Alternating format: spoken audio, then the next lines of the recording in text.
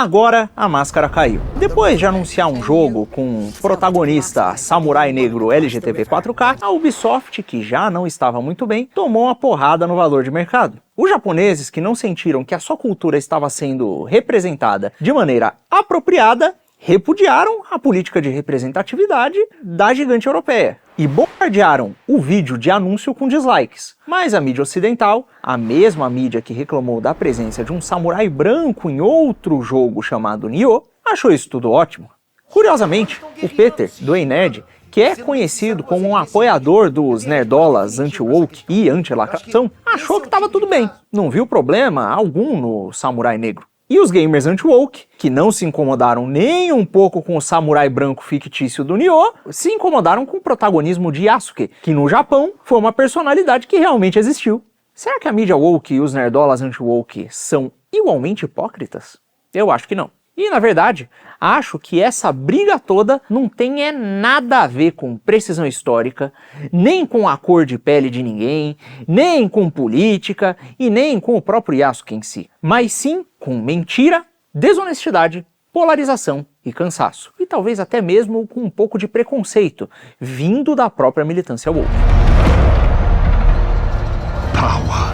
Acontece que antes do episódio do Yasuke, o gamer médio já estava de saco cheio. Isso porque o mercado passou os últimos anos dando espaço para empresas de consultoria como a Sweet Baby Inc., que ajuda a implementar a pauta woke em games diversos por meio de métodos no mínimo questionáveis, como a chantagem e a ameaça. If you're a creative working in AAA, which I did for many years, put this stuff up to your higher-ups, and if they don't see the value in what you're asking for when you ask for consultants, when you ask for research, go have a coffee with your marketing team and just terrify them with the possibility of what's going to happen if they don't give you what you want. E a própria Ubisoft, desenvolvedora de Assassin's Creed Shadows, tem um histórico bem suspeito, para dizer o mínimo. Em um dos jogos anteriores da franquia, o Assassin's Creed Odyssey, por exemplo, rolou uma coisa que é no mínimo curiosa. Nesse game, que se passa na Grécia Antiga, existe a reprodução de um vaso real que existia de fato na Grécia Antiga e que está exposto hoje em dia num museu britânico aí.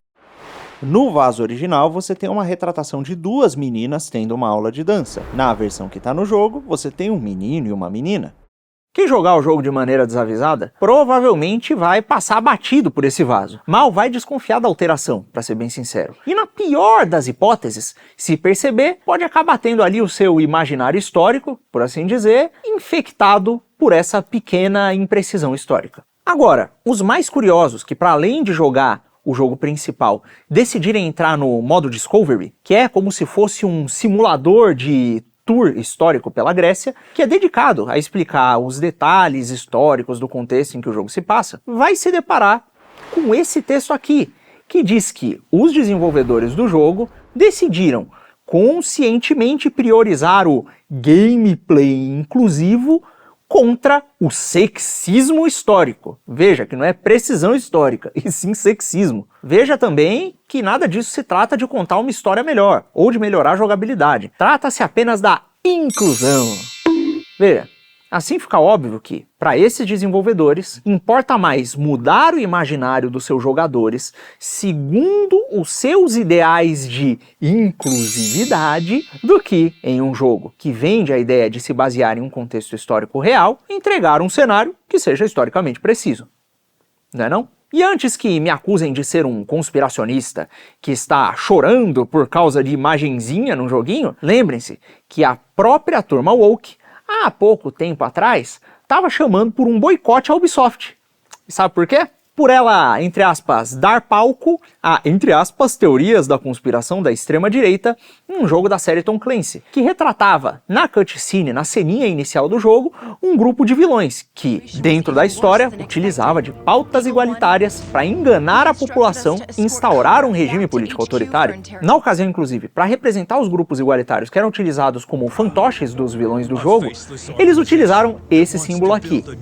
E isso, bom, causou um woke rage generalizado. Estranho, né? Se a ficção não é tão importante assim, e se você pode fazer ficção sobre o que você quiser, sem compromisso com a realidade, por que eles se importaram tanto com o uso desses símbolos? E ficaram tão irritados? Eles ficaram irritados justamente porque eles sabem perfeitamente o que eles estão fazendo. Vale lembrar que os autores acadêmicos que estudam design de jogos e ludonarrativa leem na faculdade autores que falam com todas as letras da utilização da imersão nos jogos para influenciar, por meio das suas histórias e mecânicas, a mente e o imaginário do jogador. Essa é inclusive uma das principais teses da Janet Murray no livro Hamlet in the Holodeck. E aqui mesmo no Brasil nós temos acadêmicas como a Flávia Gazi, que também tratam nas suas linhas de pesquisa da relação entre os jogos e a poética, e entre a imersão e o imaginário do jogador. E como uma curiosidade extra aqui, a ideia de utilizar histórias, e não só jogos, para influenciar as mentes dos seus conterrâneos, não é algo que foi inventada por essa nossa guerra cultural maluca. Os próprios gregos antigos chamavam os contadores de mitos de psicagogos, ou psicagogos, que, no idioma deles, significava, literalmente, condutores de almas. Esse, inclusive, era o mesmo termo que eles usavam para nomear aqueles necromantes que alegavam conseguir conduzir almas do submundo até o nosso mundo e se comunicar com elas. Ou seja, para os gregos antigos, quando você emprestava a sua atenção a um contador de histórias, você estava deixando que um terceiro conduzisse a sua alma através de uma experiência que a impacta e a molda. Porque experiências nos moldam. Não é à toa, né, que o próprio Platão achava poetas e artistas no geral perigosos e queriam expulsar eles da polis, né? O que eu quero dizer com tudo isso é o seguinte: histórias, e especialmente experiências interativas como videogames, nos influenciam e ajudam a nos moldar. Alguns desenvolvedores da Ubisoft que trabalham em Assassin's Creed parecem saber disso e parecem querer utilizar essa capacidade que os jogos têm para esse tipo de manipulação. E é por conta disso que os gamers, vendo esse negócio acontecer em um jogo que sempre construiu a sua ficção com base em um contexto histórico realista, se irritaram. Ai, mas a história é história e ficção é ficção. Você pode fazer ficção sobre o que quiser. Por que o negro tá te incomodando tanto? Antes de responder diretamente a essa pergunta, eu preciso deixar uma coisinha clara. Eu preciso lembrar vocês de algumas coisas. Quando o Assassin's Creed se passou na África, mais especificamente no Egito, os fãs abraçaram, com muito carinho, o protagonista africano Bayek. Assim como abraçaram Connor, o assassino nativo americano do Assassin's Creed 3, e Adewale, o assassino que é ex-escravo liberto, que foi protagonista da expansão Assassin's Creed Freedom Cry do Assassin's Creed Black Flag. Então dizer que os fãs que abraçaram esses personagens, mas estranharam o Yasuke de racismo, é no mínimo esquisito. Na verdade, como foi muito bem pontuado pelo Peter, se tratando do próprio Yasuke, existem diversas séries animadas e altamente fantasiosas que tratam de uma versão fictícia da história dele. E eu nunca vi ninguém reclamando. E digo mais, se tratando de personagens e especificamente de samurais negros, existem obras como o Afro Samurai, que é um anime bem popular no ocidente, que tem justamente essa ideia, né, de mesclar a cultura japonesa com a cultura ocidental, e que o pessoal aqui costuma gostar bastante. E olha, eu nunca vi ninguém nem reclamando desse desenho do Yasuke, nem reclamando do Afro Samurai por aqui. O que eu vi, na verdade, é muita gente dizendo que, se fosse lançado hoje, o Afro Samurai seria considerado woke. E bom, para que você defenda essa tese, é necessário dizer que, antigamente, quando o Afro Samurai foi lançado, ou as pessoas eram menos preconceituosas do que elas são hoje, ou que a militância woke e todo esse papo de inclusividade, na verdade, fez com que as pessoas passassem, no mínimo, a expressar mais o seu preconceito publicamente e a falar com mais raiva a respeito das minorias que a própria militância woke diz proteger. E ainda pior do que isso, dado o fato de que os japoneses detestaram os trailers do novo Assassin's Creed, seria necessário, para a militância woke, acusar o próprio povo japonês praticamente inteiro de ser racista. E seria necessário também dizer que a visão inclusiva dos bilionários ocidentais sobre a cultura japonesa é mais digna de respeito do que a visão dos japoneses sobre a própria cultura. Ou até mesmo que a cultura woke ocidental é superior moralmente à cultura tradicional japonesa e deveria ser aos japoneses, pelo menos em alguns aspectos, imposta.